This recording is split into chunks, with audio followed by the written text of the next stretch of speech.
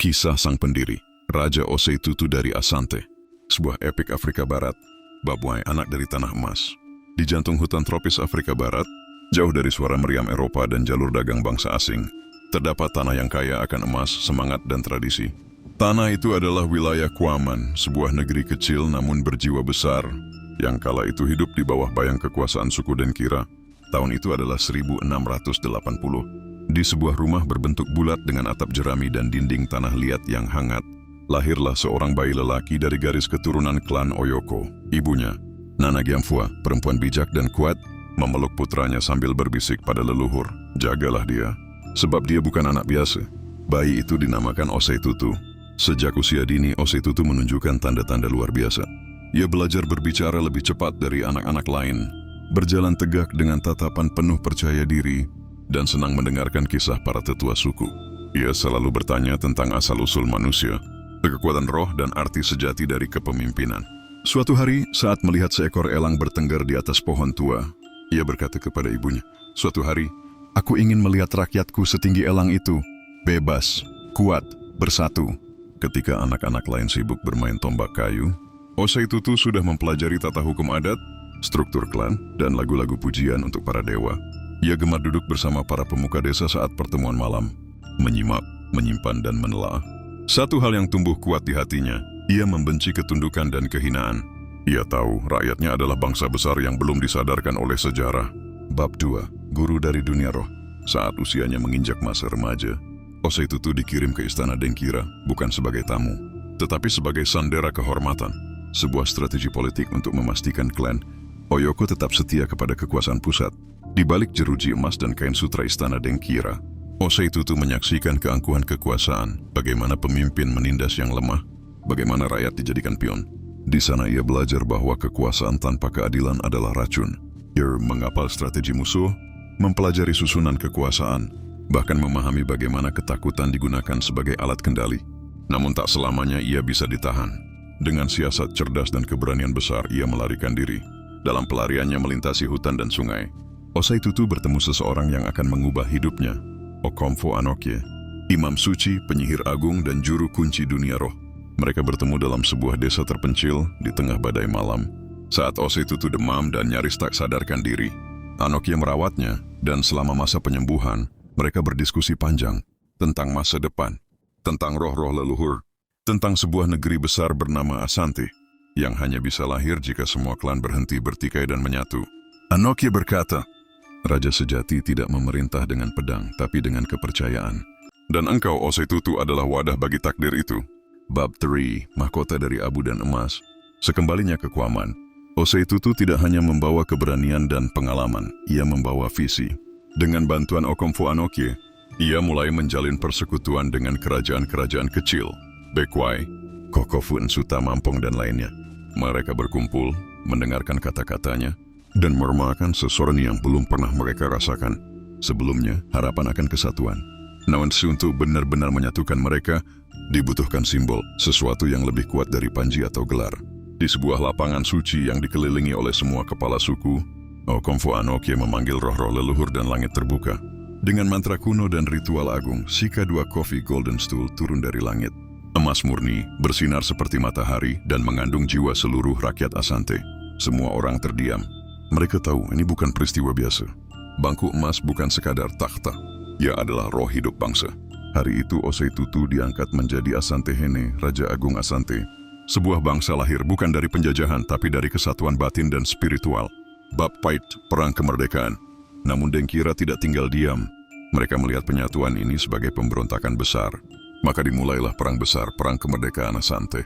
Serangan demi serangan terjadi. Osei Tutu memimpin sendiri di garis depan. Ia bukan raja yang duduk di singgasana saat rakyatnya bertarung. Ia menunggang kuda, melompat ke parit, dan meniup sangkakala perang.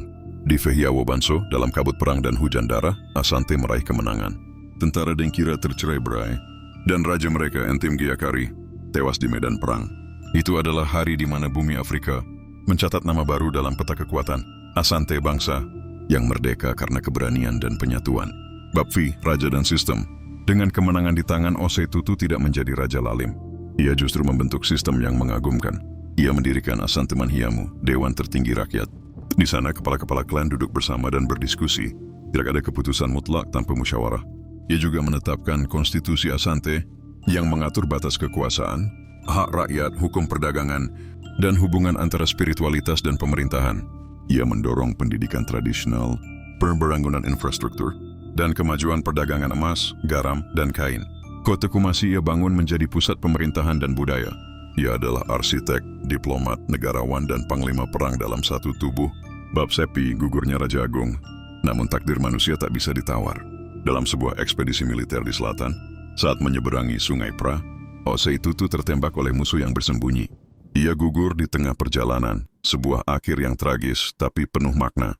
Sebelumnya, Okomfo Anokie telah memperingatkannya, jangan menyeberangi sungai itu. Roh air tidak akan mengizinkanmu kembali. Namun sang raja memilih jalan keberanian, dan di sanalah tubuhnya jatuh tapi namanya bangkit lebih tinggi dari sebelumnya. Bangsa Asante berkabung tapi mereka tidak runtuh, sebab mereka tidak kehilangan raja, mereka telah mendapatkan roh abadi. Epilog, warisan yang hidup. Hari ini Asante Hene Osei Tutu II meneruskan nama besar leluhurnya. Ia memimpin tidak hanya secara adat, tetapi juga sebagai tokoh nasional di Ghana modern. Di Kumasi, Golden Stool masih dijaga dalam upacara penuh sakral. Tak seorang pun boleh menyentuhnya, apalagi duduk di atasnya. Sebab bangku itu bukan sekadar pusaka, itu adalah jiwa bangsa.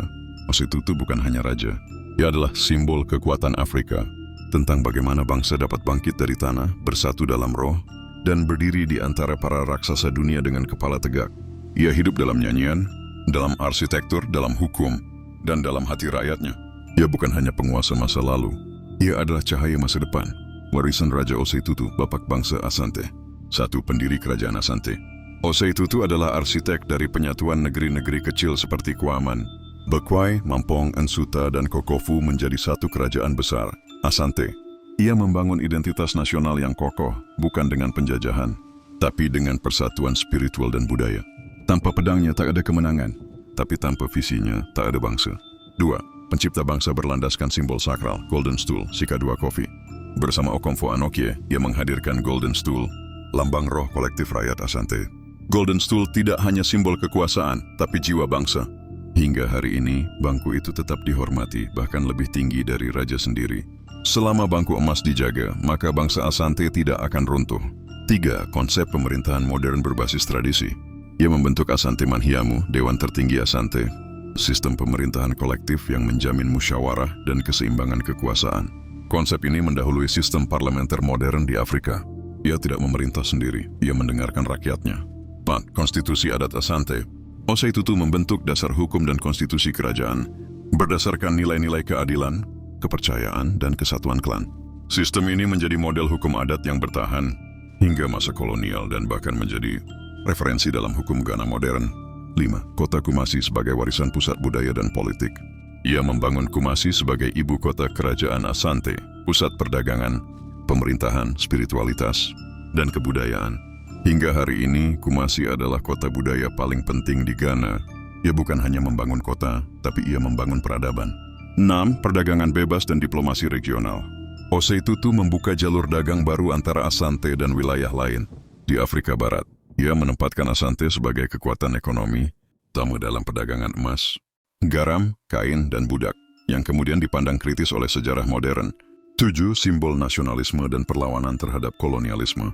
Namanya menjadi simbol perlawanan terhadap imperialisme. Bahkan pada Perang Bangku Emas tahun 1900, rakyat Asante bangkit mempertahankan simbol warisan Osei Tutu dari Inggris. Bangsa Asante tidak berperang demi tanah, tapi demi martabat dan jiwa leluhur. 8. Inspirasi raja-raja Asante selanjutnya. Raja-raja besar setelahnya, seperti Opoku Warai, Kwaku II, hingga Asante Hene Osei Tutu II hari ini. Semuanya meneladani gaya kepemimpinannya, adil, berwibawa, sakral, dan berakar dalam tradisi. Meon menjadi simbol identitas bangsa Asante dan Ghana modern. Nama Osei Tutu dikenang dalam sekolah, monumen, nama jalan, bahkan dalam upacara kenegaraan di Ghana. Dia adalah tokoh yang diakui baik oleh kerajaan tradisional maupun pemerintahan Republik Ghana. 10. Warisan rohani, raja yang tak pernah mati. Dalam kepercayaan Asante, Osei Tutu tidak pernah benar-benar mati. Ia diyakini masih tinggal dalam Golden Stool, mengawasi rakyatnya, dan akan bangkit bila jiwa bangsa terancam. Ia adalah simbol Raja Abadi, sang pelindung bangsa. Ia hidup di antara kita, dalam setiap doa, setiap panji, dan setiap hati yang menyebut nama Asante. Aku membentuk Asante bukan sebagai kerajaan penakluk, tetapi sebagai taman tempat banyak bunga dari klan dan suku berbeda tumbuh dalam satu tanah yang subur dengan rasa hormat dan ikatan darah. Setiap tombak yang diangkat haruslah untuk melindungi tanah ibu, bukan untuk memecah darah sesama. Asante berdiri karena kita memilih kesatuan, bukan kehancuran. Aku tidak ingin dikenang karena tanah yang kutaklukkan, tetapi karena tanah yang kupersatukan. Tidak ada kekuasaan sejati tanpa penyatuan jiwa-jiwa yang terpisah. Jika kita hanya melihat desa tempat kita dilahirkan, kita akan tetap kecil. Tapi jika kita membuka mata kepada semua suku di sekeliling kita sebagai saudara, maka kita menjadi bangsa. Seorang raja bukan sekadar pemilik mahkota, melainkan pemelihara roh rakyatnya. Aku tidak membangun Asante dengan pedang semata, tetapi dengan kesatuan hati dan kepercayaan pada nasib yang lebih besar. Aku tidak takut pada musuh di luar, melainkan pada pecahnya hati di dalam, karena satu bangsa hanya bisa dihancurkan bila kepercayaan di antara anak-anaknya hilang. Takhta ini bukan takhta emas, tetapi takhta sumpah. Setiap keputusan yang lahir dari sini harus membawa berkah bagi mereka yang tak bersuara dan yang paling lemah.